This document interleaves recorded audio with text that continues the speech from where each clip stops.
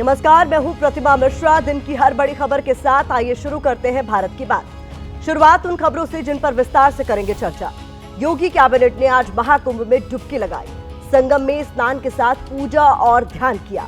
महाकुंभ से मिल्कीपुर को क्या सियासी संदेश देने की कोशिश की गई, हम बताएंगे। दिल्ली की चुनावी लड़ाई में आज पी फैक्टर ट्रेंड कर रहा है। ये पी फैक्टर क्या है और क्यों इसे जीत की चाबी माना जा रहा है, खबर ये भी होगी। आज राजधानी के चुनावी रण में नेताओं की तरफ से पंजाब की काफी चर्चा हुई। पंजाबियों के अपमान वाला सियासी संग्राम क्या है, आपको दिखाएंगे। और हर दिन की तरह रात 8:30 बजे होगी स्पेशल रिपोर्ट, जिसमें आज हम आपको दिखाएंगे महाकुंभ में रहस्यों से भरी द नागा स्टोरी। तो भारत की बात की शुरुआत करते हैं। आज यूपी के सीएम योगी आदित्यनाथ की महाकुंभ कैबिनेट को हमने अपनी कवर स्टोरी बनाया है। इसमें छिपे हिंदुत्व के प्रतीक वाले सियासी संदेश को अपने विश्लेषण में शामिल किया है। प्रयागराज महाकुंभ में देश और दुनिया के सनातनी प्रेमियों का मेला लगा है। इस बीच आज महाकुंभ में योगी कैबिनेट ने भी अपनी उपस्थिति दर्ज कराई। सीएम योगी आदित्यनाथ समेत 54 मंत्री प्रयागराज में महाकुंभ की धरती पर एक साथ नजर आए। जैसे ही ये तस्वीरें और वीडियो सामने आए, सनातन और हिंदू धर्म में आस्था रखने वाले लोग अपने अलग अलग धार्मिक कार्यक्रमों वाले व्हाट्सएप ग्रुप में इन्हें शेयर करने लगे और उत्साहित होने लगे। पूरी योगी कैबिनेट ने त्रिवेणी में एक साथ पवित्र संगम में डुबकी लगाई। सरकार के स्नान का ये वीडियो वायरल भी हो गया, जब सीएम योगी आदित्यनाथ अपने साथी मंत्रियों से घिरे हुए थे और डुबकी लगाने के बाद एक दूसरे की तरफ पानी उछाल रहे थे। शायद आपने भी ऐसा किया होगा जब आप अपने परिवार या दोस्तों के साथ किसी नदी या समंदर की लहरों में मौज मस्ती के लिए उतरे होंगे। स्नान के बाद योगी सरकार ने त्रिवेणी संगम किनारे पूजा अर्चना भी की। वैसे आज योगी सरकार ने प्रयागराज में अपने कार्यक्रमों की शुरुआत कैबिनेट बैठक के साथ की थी। अटकलें लगाई जा रही थी कि महाकुंभ में योगी कैबिनेट की बैठक के बाद सरकार की तरफ से कई तरह के बड़े ऐलान किए जा सकते हैं। कैबिनेट बैठक के बाद सीएम योगी अपने मंत्रियों के साथ मीडिया के सामने आए और कैबिनेट में लिए गए बड़े फैसलों की जानकारी साझा की। इन फैसलों में प्रयागराज में महाकुंभ की धरती से निकला एक पॉलिटिकल मैसेज भी था। वो मैसेज हम आपको आगे बताएंगे, लेकिन पहले प्रयागराज में योगी कैबिनेट के कामकाज, स्नान और पूजा दर्शन पर सिलसिलेवार ढंग से तैयार एक वीडियो रिपोर्ट आपको दिखाते हैं।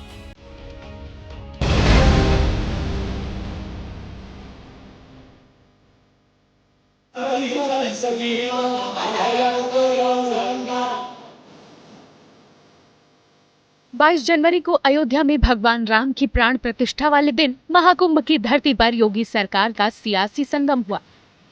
सबसे पहले सीएम योगी आदित्यनाथ ने 54 मंत्रियों के साथ कैबिनेट की बैठक की।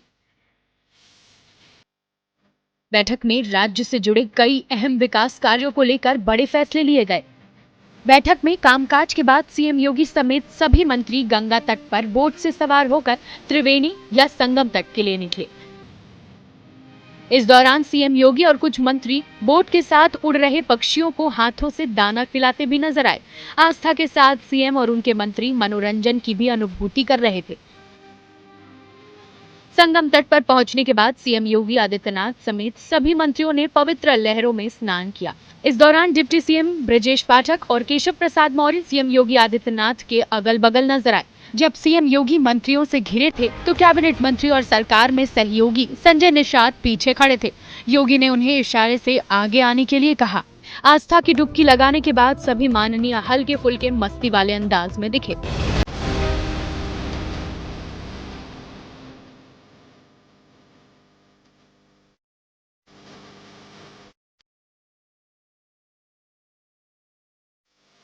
सीएम योगी आदित्यनाथ ने सबसे पहले साथी मंत्रियों की तरफ पानी उछाला। इसके बाद सब एक दूसरे पर पानी की बौछार करने लगे। कुछ सेकंड तक ये सिलसिला चलता रहा और मीडिया के कैमरे इस मनोरंजक दृश्य को रिकॉर्ड करते रहे। स्नान करने के बाद जैसे ही मुख्यमंत्री और बाकी मंत्री बाहर निकलने लगे तो तट से कुछ दूरी पर लहरों के बीच ही फोटो शूट कराया गया। इस दौरान एक बार फिर पानी उछालकर आनंद उठाया गया। स्नान ध्यान के बाद सीएम योगी पूजा अर्चना में भी शामिल हुए। उन्होंने गंगा तट पर आरती भी की।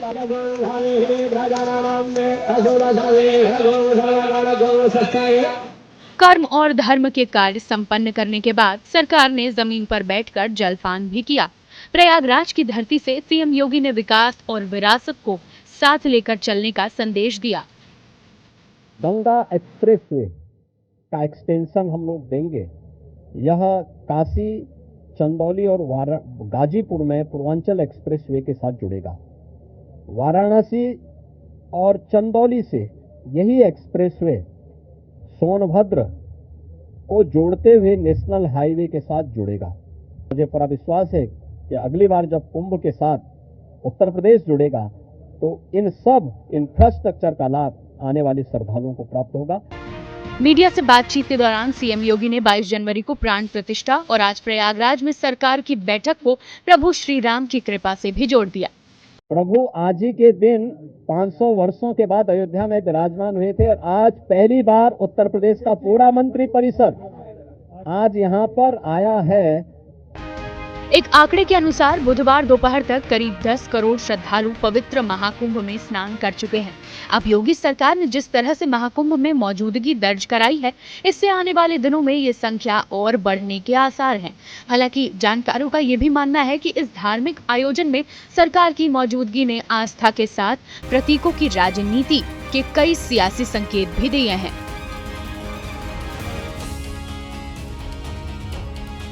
हालांकि ये पहला मौका नहीं है जब प्रयागराज या पहले के इलाहाबाद में योगी कैबिनेट की मीटिंग हुई है, बल्कि इससे पहले साल 2019 में भी योगी कैबिनेट ने कुंभ के दौरान इलाहाबाद में बैठक की थी और पवित्र संगम में डुबकी भी लगाई थी। यूपी में योगी राज के बाद से अक्सर धार्मिक आयोजनों में सरकार किसी न किसी तरीके से अपनी हाजिरी लगाती आई है। नवंबर 2023 में राम मंदिर प्राण प्रतिष्ठा से पहले भी अयोध्या में योगी कैबिनेट की बैठक हुई थी। इस बैठक के जरिए भी हिंदुत्व और सनातन का संदेश देने की कोशिश की गई थी, लेकिन 2025 के महाकुंभ में प्रयागराज जाना, वहां कैबिनेट मीटिंग करना, स्नान करना और पूजा पाठ में शामिल होना, ये राज्य से लेकर राष्ट्रीय राजनीति तक चर्चा का विषय बन गया है, क्योंकि 13 दिन बाद अयोध्या जैसे धार्मिक केंद्र के पास वाली मिल्कीपुर सीट पर विधानसभा का उपचुनाव होना है और ये चुनाव सीएम योगी के साथ साथ पूरी बीजेपी के लिए प्रतिष्ठा का सवाल है। इसलिए योगी सरकार के सियासी संगम से कई तरह के संकेत देने की कोशिश की गई है। प्रयागराज की भूमि से योगी के वो सियासी संदेश क्या है, अब उनकी फाइल आपके लिए खोलते हैं। हिंदुत्व के एजेंडे का संदेश, धार्मिक प्रतीकों से साधने का संदेश, धार्मिक तौर पर एकजुट होने का संदेश, विरासत के साथ विकास का संदेश, प्रयागराज वाराणसी में विकास कार्यों से धार्मिक रूप से अहम शहरों को आगे बढ़ाने का संदेश, धार्मिक दृष्टि से अहम शहरों में विकास की रफ्तार तेज करने का संदेश, डबल इंजन सरकार के फायदे का संदेश। यानी देखा जाए तो इस पूरे आयोजन और सरकार के फैसलों में हिंदुत्व का एजेंडा ही सबसे ऊपर नजर आता है। 2024 के लोकसभा चुनाव में योगी सरकार और बीजेपी ने अयोध्या में राम मंदिर के बहाने भी इसी तरह का संदेश देने की कोशिश की थी, लेकिन यह कोशिश कारगर साबित नहीं हुई। अयोध्या या फैजाबाद सीट बीजेपी हार गई। अखिलेश यादव का पीडीए फॉर्मूला बीजेपी के हिंदुत्व कार्ड पर भारी साबित हुआ। अब एक बार फिर बीजेपी हिंदुत्व के उसी प्रयोग से मिल्कीपुर जीतने का प्रयास कर रही है। ऐसे में इस बार मिल्कीपुर सीट विधानसभा का उपचुनाव जीतना बीजेपी के लिए परसेप्शन के लिहाज से काफी महत्वपूर्ण है।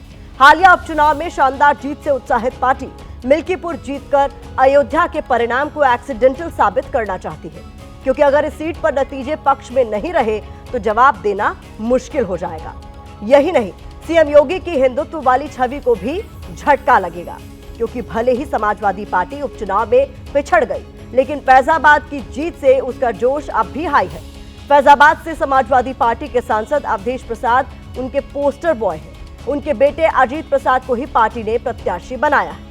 समाजवादी पार्टी आरोप लगा रही है कि योगी सरकार महाकुंभ के बहाने राजनीति कर रही है। उधर बीजेपी ये नैरेटिव गढ़ने की कोशिश कर रही है कि समाजवादी पार्टी हिंदुत्व के प्रतीकों का अपमान करती है। इसीलिए अखिलेश यादव महाकुंभ के आयोजन पर सवाल उठाते हैं।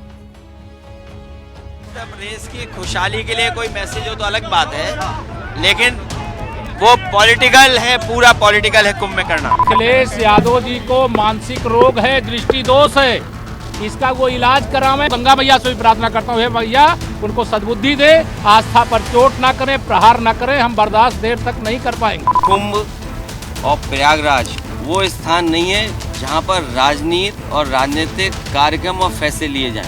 हम कुंभ की तैयारियों को आस्था के रूप में देखते थे, लेकिन भारतीय जनता पार्टी सिर्फ और सिर्फ वोट की नजर से देखती है। अखिलेश यादव जी पूरी तरह से दिग्भ्रमित हैं। वो केवल मुस्लिम वोटों के पाने के लिए तुष्टीकरण की राजनीति के तहत ऐसा कह रहे हैं। चुनाव है, चुनाव में तो योगी बाबा आते ही हैं, उसका कोई मतलब नहीं है। समाजवादी पार्टी पूरी मजबूती के साथ जीत रही है। ये डिसाइड करने वाले भारतीय जनता पार्टी के लोग नहीं होंगे कि कौन कब कहां किधर डुबकी लगाएगा।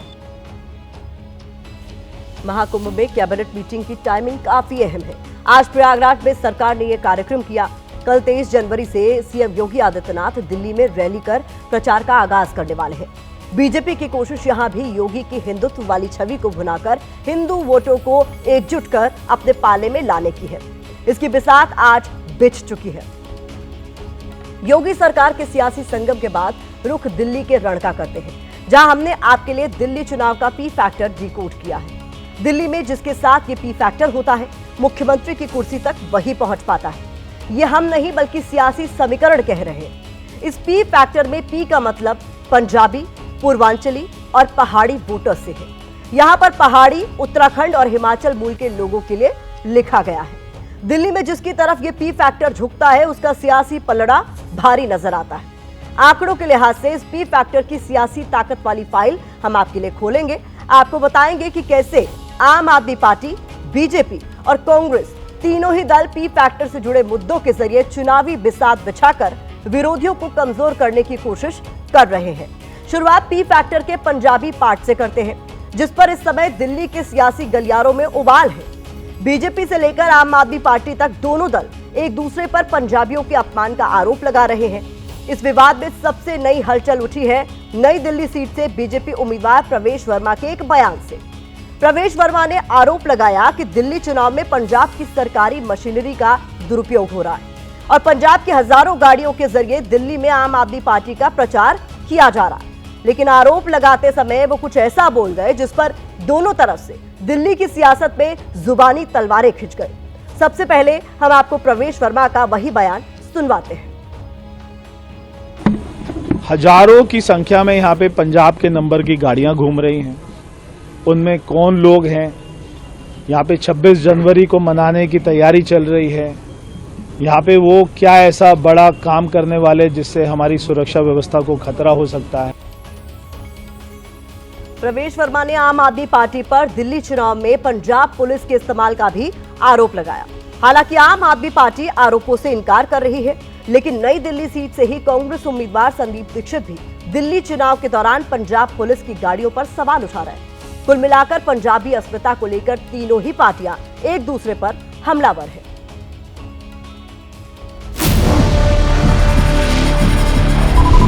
प्रवेश वर्मा जी ने कहा कि पंजाब की गाड़ियां घूम रही हैं, पता नहीं कौन लोग हैं उनमें, और 26 जनवरी गणतंत्र दिवस के लिए सुरक्षा के लिए ये खतरा है। तो क्या सारे पंजाबी आतंकवादी हैं? क्या सारे पंजाबी देश के लिए खतरा हैं? जो इन्होंने मेरे ऊपर ये कहा है कि मैंने किसी का अपमान किया है, तो ये बहुत ही शर्म की बात है। आज मैं अरविंद केजरीवाल और पंजाब के मुख्यमंत्री भगवंत मान के ऊपर में 50-50 करोड़ का मानहानि का मुकदमा कर रहा हूँ। देश की राजधानी यहाँ तो सारे राज्यों की गाड़ी आती है, फिर आगे कह रहा है 26 जनवरी के लिए खतरा है। तो क्या पंजाबी आतंकवादी हैं? तुमने खतरा कैसे कह दिया? केजरीवाल कभी पंजाबियों को रोहिंग्या कहकर अपमानित करते हैं, कभी आतंकवादी कहते हैं। अरविंद केजरीवाल को स्पष्ट आभास हो चुका है कि उनकी आपदा पार्टी पूरी तरह चुनाव हार रही है। हिंदुस्तान सबका है, कोई भी कहीं पे भी कभी भी आ जा सकता है। ऐसा नहीं कि अब चुनाव में पंजाब से गाड़ी आ रही है तो भाजपा खतरे में आ गई है ना। ये इनकी सिर्फ दो निचले स्तर की राजनीति है। पर सच्चाई ये है, आम आदमी पार्टी के विधायक, मंत्री, सांसदों को दिल्ली रवाना कर दिया गया है। लाखों गाड़ियां यहाँ आती हैं, यूपी की गाड़ियां आती हैं, हरियाणा की गाड़ियां आती हैं, राजधानी है देश की। तो क्या पंजाब वालों की गाड़ियों में गुंडे रहते हैं? बस पंजाब के लोग हैं, पंजाब पुलिस की गाड़ियां वहाँ क्या कर रही हैं? वो कैसे कैंपेन कर सकती है? पंजाब पुलिस की गाड़ियां हैं, पंजाब सरकार की गाड़ियां तो दिल्ली में आनी ही नहीं चाहिए चुनाव के समय। तो पंजाबियों के सम्मान के लिए दिल्ली में सियासी दल एक दूसरे पर हमलावर है। तो इसके पीछे है दिल्ली चुनाव से पहले पंजाबियों के बीच अपने पक्ष में माहौल बनाने की कोशिश। दिल्ली में करीब 20 से 22% पंजाबी मूल के वोटर हैं। इनमें 3% से ज्यादा सिख वोटर हैं। पंजाबी वोटर दिल्ली विधानसभा की 20 सीटों पर हार जीत का फैसला करते हैं। इनमें से कुछ जगहों पर पंजाबी वोटर्स की संख्या 25% से भी ज्यादा है। माना जाता है इनमें से ज्यादातर सीटों पर 2020 में पंजाबियों ने आम आदमी पार्टी को वोट किया। पंजाबी वोटर्स के दबदबे वाली विधानसभा सीटों में 8 सीटें ऐसी हैं जिन पर सिख समुदाय ज्यादा असरदार है। आपकी टीवी स्क्रीन पर दिल्ली की सिख बहुल सीटें हैं। आंकड़े कहते हैं कि सिख वोटर ने भी जिधर का मन बनाया, दिल्ली की सत्ता में वही आया। 2013 में इन 8 सीटों में से 4 पर आम आदमी पार्टी को और 3 पर बीजेपी को जीत मिली थी। उसके बाद 2015 और 2020 में 8 सीटों पर आम आदमी पार्टी ने जीत दर्ज की। दिल्ली विधानसभा चुनाव के इन आंकड़ों की अहमियत बीजेपी, आम आदमी पार्टी और कांग्रेस तीनों अच्छे से समझते हैं और इसीलिए तीनों ही राजनीतिक दल खुद को पंजाबियों का सबसे बड़ा हितैषी साबित करने में जुट गए हैं। बात अगर बीजेपी की करें तो 1993 में दिल्ली में आई बीजेपी की सत्ता में पंजाबी वोटर्स का अहम योगदान माना जाता है। राजनीतिक जानकार मानते हैं कि सवर्णों, वैश्य समाज और पंजाबियों के गठजोड़ वाले फॉर्मूले ने बीजेपी को दिल्ली में सत्ता दिलाई थी और इसीलिए बीजेपी एक बार फिर पंजाबियों को पक्ष में करके सत्ता की सीढ़ियों का प्लान बना रही है। दिल्ली में पंजाबी, खासकर सिख बिरादरी व्यापार करती है, जिनमें दुकान मालिक से लेकर बिल्डर, ट्रांसपोर्टर और बड़े उद्योगपति तक शामिल हैं। ये सिर्फ वोट नहीं देते बल्कि आर्थिक और सामाजिक रूप से भी चुनाव में फायदा पहुंचाते हैं। इसीलिए भी दिल्ली में पंजाबी बेहद अहम है। अब बात दिल्ली चुनाव में पी फैक्टर के बाकी बचे 2 हिस्से पूर्वांचली और पहाड़ी या उत्तराखंड वोटर की भी कर लेते हैं। पूरे पूर्वांचली लोग, पूर्वांचली, उत्तर प्रदेश, बिहार। पूर्वांचलियों का कौन अपना और कौन पराया, दिल्ली चुनाव में इसी पर छिड़ी जंग सारी दुनिया ने देखी। वजह भी बड़ी खास है, पूर्वांचलियों की आबादी और उनका वोट बैंक। इनके बिना दिल्ली चुनाव की वैतरणी पार करना करीब करीब नामुमकिन है। इसीलिए पूर्वांचल के हितों की पिठ पर भी हर पार्टी बैटिंग कर रही है। दिल्ली के वोटर्स में करीब 30% हिस्सा पूर्वांचली वोटर्स का है। ये सीधे तौर पर दिल्ली की 29 सीटों पर निर्णायक है। इन 29 सीटों पर 20% से ज्यादा पूर्वांचली वोटर्स हैं। 2020 के विधानसभा चुनाव में इन्हीं 29 सीटों में से 24 आम आदमी पार्टी ने जीती थी, जबकि 5 सीटें बीजेपी के खाते में गई थी। यही वजह है कि इस बार पूर्वांचली वोटर्स को लेकर बीजेपी फुल एक्शन में है। इसके तहत पूर्वांचली वोट को पक्ष में करने की जिम्मेदारी यूपी बिहार के करीब 100 नेताओं को दी गई है। असम बीजेपी के प्रभारी हरीश द्विवेदी उस टीम के प्रभारी हैं। लक्ष्य को हासिल करने के लिए कल यानी 23 जनवरी से टीम जमीन पर उतरेगी, लेकिन उससे पहले कल दोपहर 2 बजे दिल्ली विजय मिशन पर लगाए गए सभी बीजेपी नेताओं की बैठक होगी। खास बात यह है कि खुद प्रधानमंत्री मोदी दिल्ली विजय को लेकर जनता से लेकर कार्यकर्ताओं के बीच जा रहे हैं। कार्यकर्ताओं से उन्होंने आज संवाद स्थापित किया और आप देख रहे हैं कि यहाँ भी कार्यकर्ताओं में कितना उत्साह है। उन्होंने जो संकल्प हमें दिया है उस संकल्प की पूर्ति के लिए मतदान के सारे रिकॉर्ड 5 फरवरी को टूटेंगे और हर बूथ पर 50% से ज्यादा मत लाकर हम लोग भारतीय जनता पार्टी को विजय बनाएंगे। देश के दिल में पहाड़ी वोटर को नजरअंदाज करने की गलती भी कोई नहीं कर सकता। शायद यही वजह है कि उत्तराखंड के मुख्यमंत्री पुष्कर सिंह धामी भी बीजेपी उम्मीदवारों के पक्ष में चुनाव प्रचार करने पहुंचे। उन्होंने वजीरपुर विधानसभा में बाकायदा रोड शो किया और विरोधियों पर हमला किया। सब लोग यहाँ परिवर्तन करना चाहते हैं और दिल्ली में इस बार हमारे प्रधानमंत्री जी के नेतृत्व में पूरी दिल्ली के अंदर डबल इंजन की सरकार बनेगी। बीजेपी पुष्कर सिंह धामी को भी दिल्ली चुनाव में लेकर आई है, तो उसके पीछे भी पहाड़ी या फिर उत्तराखंडी और हिमाचल के वोटर्स की अच्छी खासी तादाद है। दिल्ली में इनकी संख्या करीब 35 लाख है, जिसमें करीब 25 लाख उत्तराखंड से हैं, तो 8 से 10 लाख हिमाचल प्रदेश से नाता रखते हैं। इनमें से करीब 18 लाख लोग दिल्ली के वोटर हैं, जो सीधे तौर पर 8 से 12 विधानसभा सीटों पर असरदार हैं। इनमें करावल नगर, रोहतास नगर और बदरपुर को छोड़कर बाकी सभी सीटों पर आम आदमी पार्टी का ही दबदबा है। ऐसे में पहाड़ी क्षेत्रों से दिल्ली में आकर बसे लोगों को भी अपने पक्ष में करने के लिए बीजेपी पूरी ताकत लगा रही है। तो केजरीवाल एंड टीम ये साबित करने में जुटी है कि दिल्ली में पूर्वांचलियों का अपना कोई है तो वो है आम आदमी पार्टी।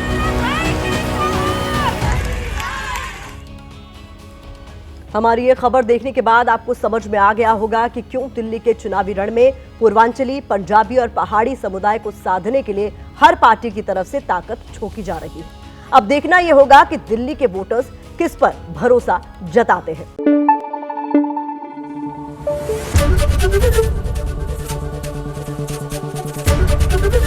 एबीपी न्यूज आपको रखे आगे।